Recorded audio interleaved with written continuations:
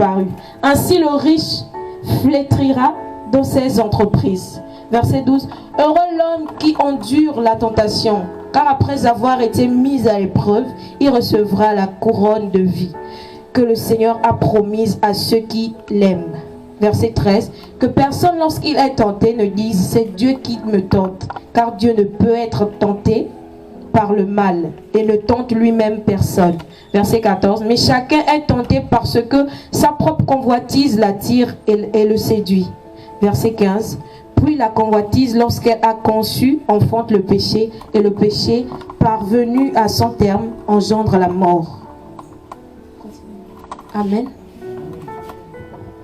Shalom. Alors ce matin, je lis souvent la parole, soit la nuit ou le matin avant de venir à l'assemblée. Ce matin, le Seigneur me parlait de la tentation. Le Seigneur me disait que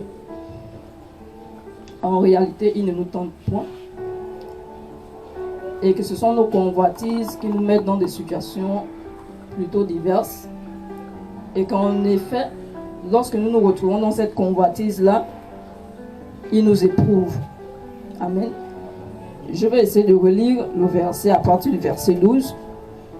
Heureux l'homme qui supporte patiemment la tentation, car après avoir été éprouvé, il recevra la couronne de vie que le Seigneur a promis à ceux qui l'aiment. Alléluia. Et nous savons que aimer le Seigneur, c'est accepter ses commandements, c'est vivre ses commandements. Et la parole de Dieu nous dit que les commandements de Dieu ne sont pas, comment dire ça, ne sont pas lourds en fait pour nous, ne sont pas des supplices. Parce que lorsque nous aimons Dieu, nous devons également aimer sa parole et nous devons également faire sa volonté avec joie. Alléluia. Je vais continuer le verset 13. Que personne, lorsqu'il est tenté, ne dise « c'est Dieu qui me tente ». Amen. Souvent, on a pris l'habitude de dire « la chair est faible ». La chair est faible, mais on oublie souvent de dire que l'esprit vivifie. Amen. On s'assoit dessus en disant « la chair est faible ». Dieu nous a créés avec la chair. Nous avons le péché en nous. Nous ne pouvons rien faire. Mais ce matin, le Seigneur nous demande de surmonter la tentation. Amen. Parce que Dieu ne nous tente point. Ce sont nos propres convoitises qui nous tentent. J'ai envie de dire c'est le diable qui nous tente. Mais c'est d'abord notre propre convoitise qui nous tente. Parce que nous refusons de nous attacher à Dieu.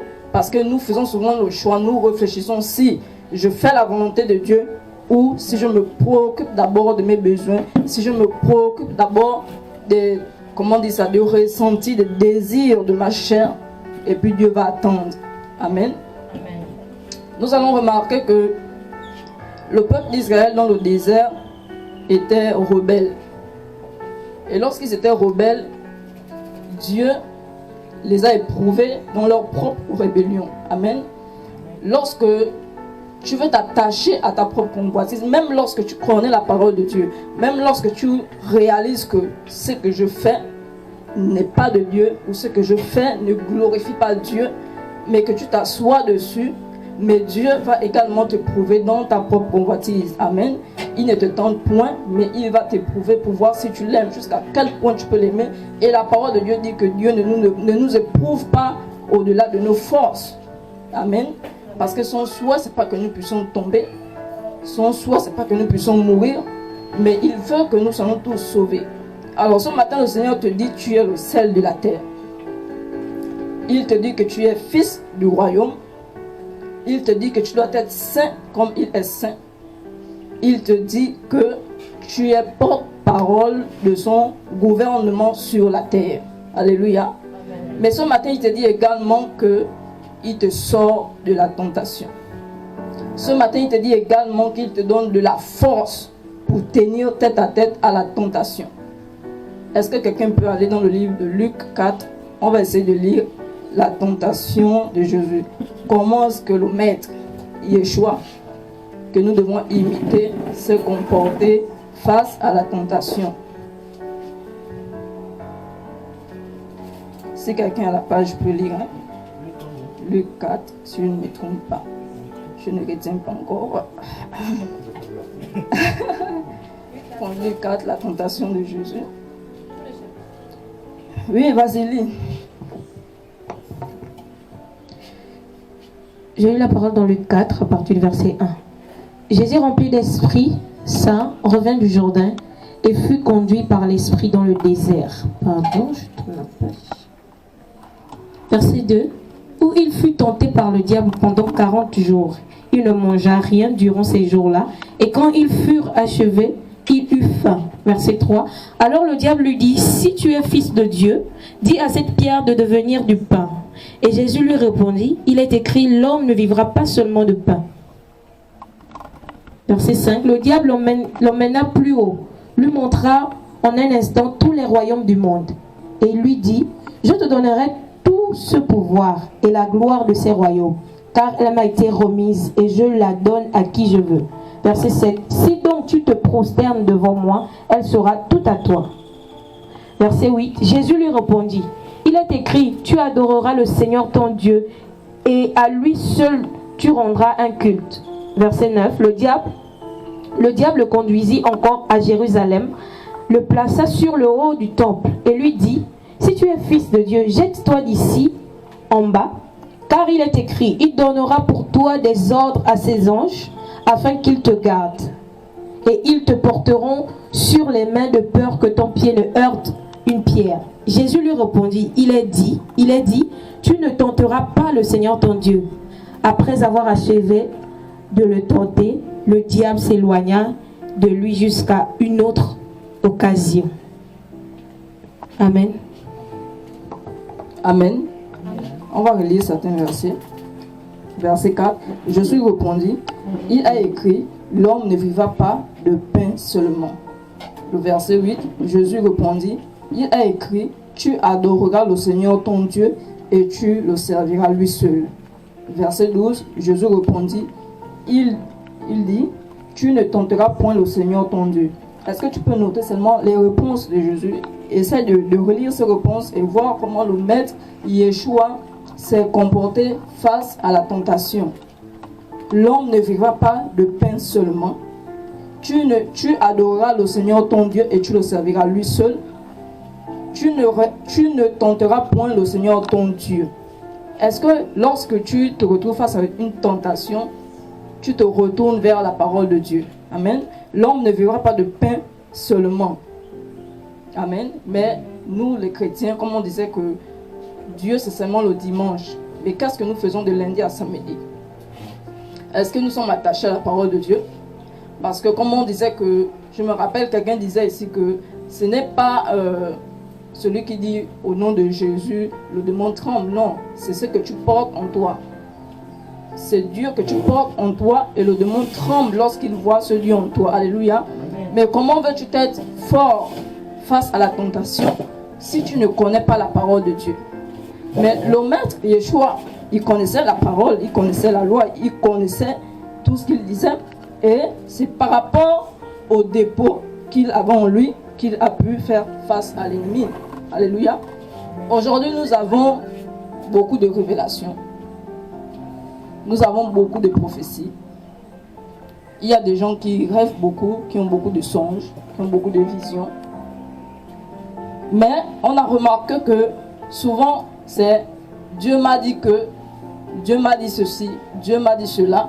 Et après, dans 1 mois, 2 mois, on se rend compte que, est-ce que c'était réellement Dieu? Parce que le résultat qu'on voit, ça ne glorifie pas Dieu. Est-ce que réellement Dieu nous parle?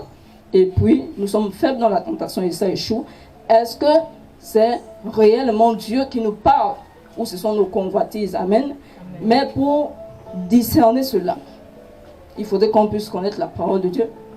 Si tu as une vision, et que cette vision ne concorde même pas avec la parole de Dieu, et que si tu ne maîtrises pas ce que la parole te dit, mais tu vas t'asseoir sur cette vision, tu vas t'asseoir sur cette convoitise, et tu seras dessus. Amen. Il y a des gens qui croient aux choses que Dieu ne dit pas, aux choses que Dieu ne met même pas dans notre vie, aux choses qui ne sont même pas la volonté de Dieu, mais par ignorance, tout le monde voit, tout le monde reçoit, tout le monde rêve, tout le monde prophétise, tout le monde reçoit des révélations, et on est maintenant nombreux, l'église de Dieu est remplie, et puis ça fait du cafouage. Amen. Et on a des personnes dessus. Alléluia. On voit ici que le maître, il maîtrisait ce qu'il disait.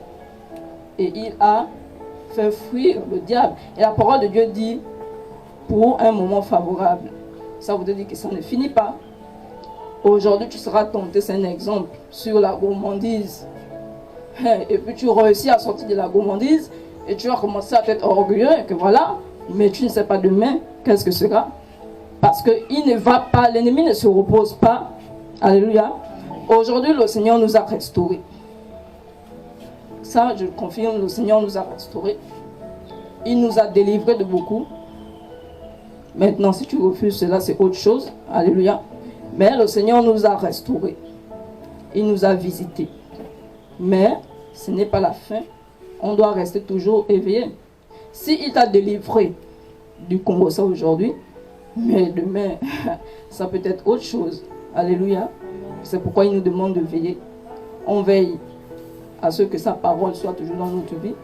On veille à ce que sa volonté se manifeste toujours dans notre vie. Mais toutefois, nous devons toujours nous référer à la parole de Dieu. Est-ce que ce que Dieu me demande de faire est conforme à sa parole? Alléluia. Hier, j'ai entamé une discussion sur Facebook. J'ai un frère qui, depuis 3 jours, il insiste sur la polygamie.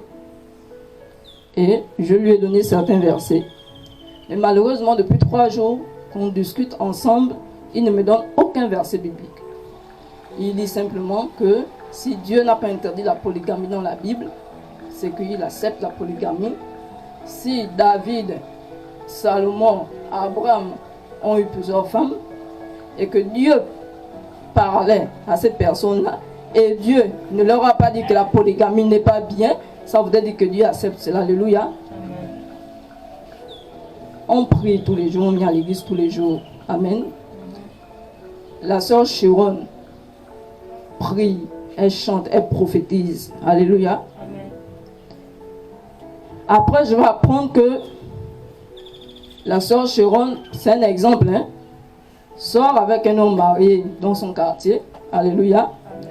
Et puis quelqu'un va dire, comme la sœur Chiron prophétise à l'église, elle reçoit souvent des révélations, elle parle en langue, et que Dieu ne nous a pas dit que la sœur Chiron sort avec un homme marié, ça voudrait dire que Dieu accepte cela.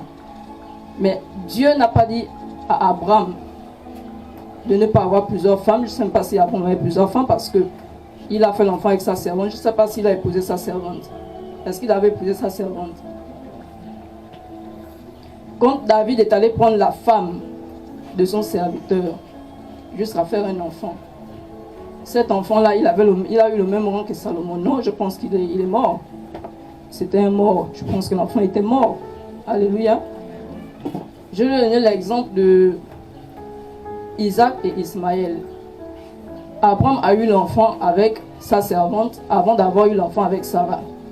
Mais nous avons vu que c'est l'enfant de Sarah, Isaac, qui a été élevé. Ismaël a eu quel rang? Alléluia. Je donnais ces exemples aux frères. Je vous dis, pendant 3 jours, il me donne ses avis.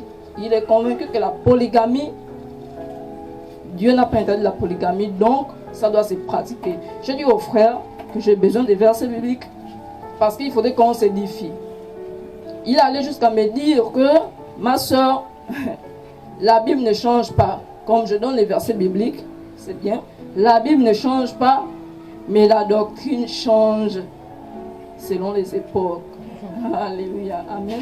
Amen. Je dis aux frères, va lire le livre d'Hébreux, va lire Éphésiens, et tu vas me dire pourquoi est-ce que Paul nous demande de garder le fondement laissé par les apôtres. Il dit, on bâtit sur le fondement, mais on ne renouvelle pas ce fondement-là. De quoi tu me parles? Alléluia. Amen. Mais j'étais dessus, encore ce matin, j'étais dessus parce que je me dis que si nous, entre chrétiens, on ne peut pas discuter, on ne peut pas parler de Dieu en se basant sur ce que Dieu dit, mais nous sommes quoi finalement? Alléluia. Je ne parlais pas avec un païen, je parlais avec un chrétien. Alléluia. Ça veut dire qu'on se base sur des choses. Tu ne sais pas si Dieu dit ou si Dieu ne dit pas. Mais si tu n'as pas l'assurance de ce que tu dis, réfère-toi au moins à la parole de Dieu. Amen. Réfère-toi à la parole de Dieu. Tu ne peux pas te mettre dans une position si tu ne sais pas ce que Dieu dit. Alléluia. Alors, si Jésus a repoussé l'ennemi, il s'est basé sur la parole de Dieu. On va dire que Jésus était Dieu. Est-ce qu'il avait besoin encore de prendre la parole de Dieu pour dire tu ne feras pas ceci, tu ne feras pas cela? Alléluia. Amen. Mais c'est un exemple que le Maître nous donne ce matin. Nous sommes tentés tous les jours, mais si nous ne connaissons pas la parole de Dieu, je vous dis qu'on va s'asseoir sur des choses que Dieu ne nous dit pas. On va s'asseoir sur des révélations que Dieu ne nous donne pas. Alléluia. On va aller essayer de fouiller Marc 11, Marc 38. Attendez.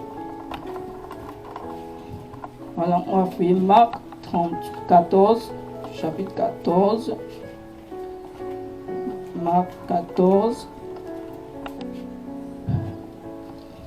À partir du verset 38.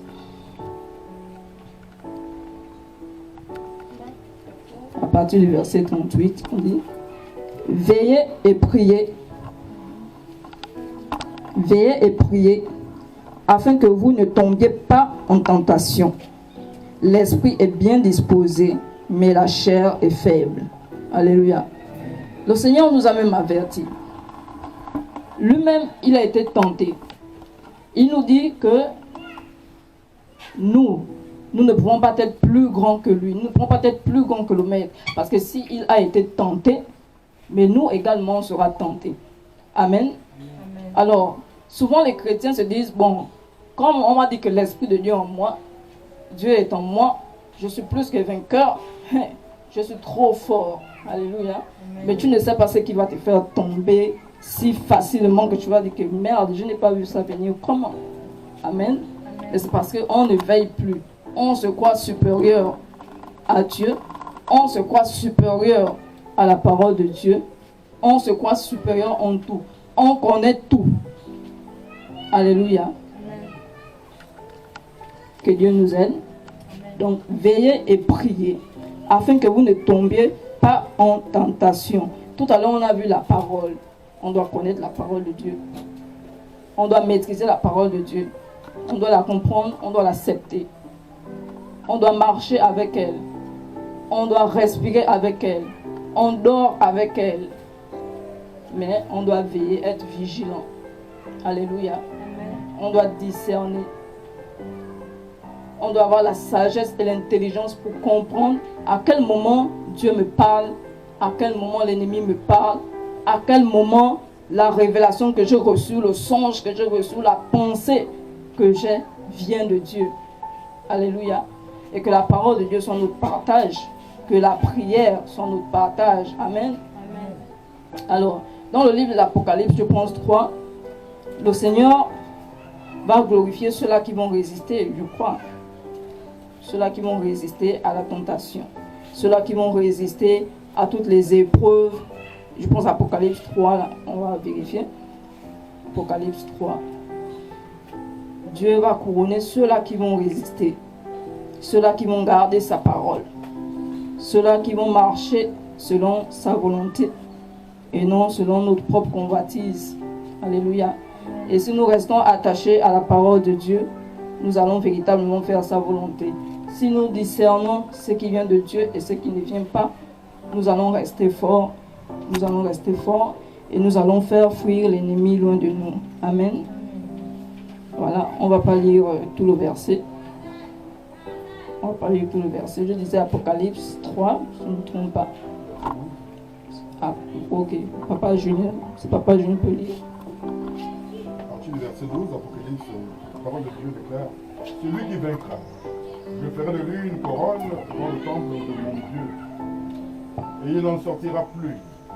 J'écrirai sur lui le nom de mon Dieu, et le nom de la ville de mon Dieu, de la nouvelle Jérusalem, qui descend du ciel, d'auprès de mon Dieu et de mon nom. Que celui qui a des oreilles entende ce que l'Esprit nous amène. Alors nous voyons ici que la vie du chrétien, ce n'est pas une vie facile. Amen. La vie du chrétien, ce n'est pas seulement venir les dimanches chanter, danser, comme on a dansé tout à l'heure, avec la joie. Mais après, quand on rentre chez nous là, il y a des choses qui peuvent se passer, il y a des événements qui peuvent nous mettre hors de nous. Le lendemain, pour ceux qui vont au travail, peut-être que le patron va t'énerver ou le patron va te mettre dans une situation compliquée. Alléluia. La vie chrétienne n'est pas facile parce que le Maître nous a avertis. Il nous a avertis, il nous a dit que ce sera dur. Il nous a avertis de la tentation. Il nous a avertis de l'ennemi qui va tout le temps rôder autour de nous. Alléluia. Alors si tu arrives à un niveau de ta vie où pour toi c'est la joie, si tu arrives à un niveau de ta vie où tu n'es pas tenté, si tu arrives à un niveau de ta vie où rien ne te dérange, j'ai envie de dire, si tu arrives à un niveau de ta vie où l'ennemi ne te guette pas, c'est que tu as un problème. Alléluia. Parce que son but, c'est de rôder autour des enfants de Dieu. Alléluia. Si tu arrives à un niveau où tout devient facile pour toi, c'est que tu as un problème. Alléluia. Parce que tu ne peux pas t'attacher à Dieu. Tu ne peux pas être dans la volonté de Dieu. Tu ne peux pas être dans la persévérance. Et puis l'ennemi te regarde parce qu'il ne voudrait pas que nous soyons sauvés. Alléluia. Mais puisque tu sais que la tentation te guette, qu'est-ce que toi tu fais? Qu'est-ce que tu fais? Tu t'amuses? Qu'est-ce que tu fais? Tu dors, tu t'assois.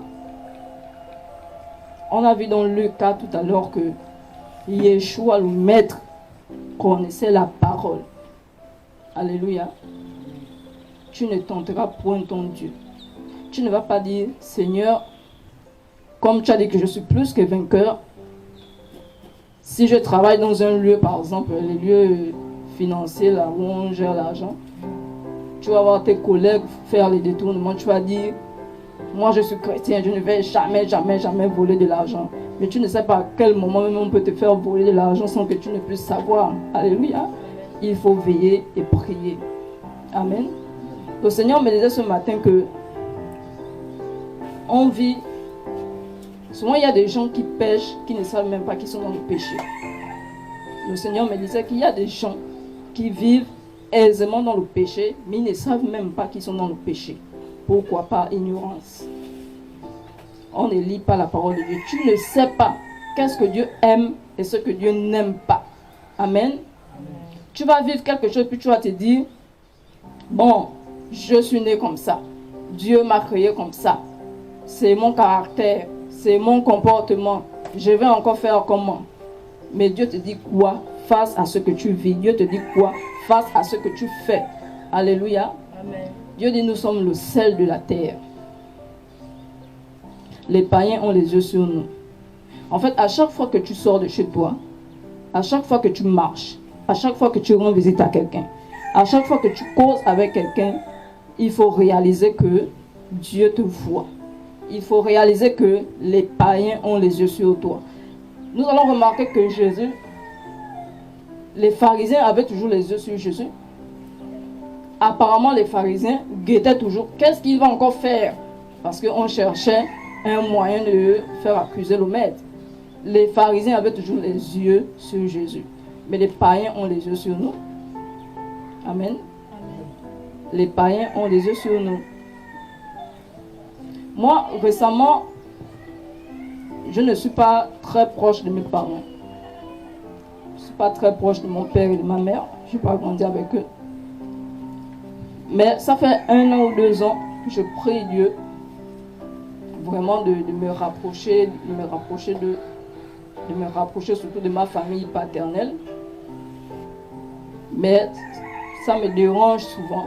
Pourquoi ça me dérange? Parce que souvent la parole me dit tu ne peux pas prêcher, tu ne peux pas aller à l'église, tu ne peux pas dire que tu m'aimes, tu ne peux pas aimer des gens par exemple qui ne sont pas de ta famille et ne pas aimer tes parents. À cause de Dieu, à cause de ce que la parole me dit, je prie Dieu pour ça. Amen. Je fais des efforts. Parfois je me plains, Seigneur, souvent je parle comme ça avec Dieu. Quelqu'un qui est en moi, il est avec moi, il est là. Je dis, Seigneur, tu as encore vu. Tu as vu, Seigneur. J'appelle, j'écris, il ne pense jamais à moi. Tu as vu, Seigneur. Donc, du coup, à un moment, je me justifiais. Mais Dieu, il est extraordinaire. Et il va te dire que tu n'as pas besoin de comparer ce que eux ils font par rapport à ce que tu fais. Parce que toi, tu es chrétien. Et tu vis l'amour, tu donnes l'amour. Au moins, tu pourras dire à ton Dieu, Seigneur, je fais ceci. Mais c'est parce que en retour, on ne reçoit rien. Et puis, on va arrêter parce que les païens pensent ainsi. Mais nous sommes nés en réalité pour aimer. Nous sommes nés pour pardonner. Nous faisons la volonté de Dieu. Nous faisons ce que la parole nous demande de faire. Peu importe comment celui qui est en face de nous va réagir. Amen. Jésus a guéri beaucoup de gens. Il a nourri toute une foule de combien de personnes? 3000 personnes. Mais combien sont restés avec lui? Ce sont les mêmes qui ont crié et ont choisi Barabbas. Prenez Jésus. Alléluia. Ce sont les mêmes qu'il a délivrés, les mêmes qu'il a nourris, les mêmes qu'il a guéris, qui au final n'ont pas cru en lui. Amen. Nous devons arrêter de nous plaindre, de notre situation. Nous devons arrêter de nous dire, Seigneur, j'aime mais on ne m'aime pas. Parce que l'amour de Dieu nous suffit. Alléluia. Nous devons arrêter de dire, Seigneur, c'est vrai que je prie, c'est vrai que je suis chrétienne, mais j'ai quand même un cœur. C'est vrai, Seigneur, que je t'aime, mais je suis quand même un être humain. Alléluia. Souvent nous parlons ainsi. Et pourtant nous sommes les mêmes qui disons que ce n'est plus Dieu, ce n'est plus moi qui vis, c'est Dieu qui vit en moi. Mais laissons Dieu alors agir en nous face à ceux qui sont autour de nous. Alors ce matin, le Seigneur nous a visités. Il a restauré les pensées. Il a restauré les mauvaises pensées. Il a restauré les cœurs. Il a restauré les corps, les âmes, les esprits. Il a restauré tout notre être ce matin. Il a restauré notre assemblée de prière. Et le Seigneur voudrait qu'on aille de l'avant. Parce que nous sommes le sel de la terre. Alléluia. Le Seigneur voudrait qu'aujourd'hui, nous puissions rentrer chez nous avec une nouvelle vision, avec un nouveau cœur,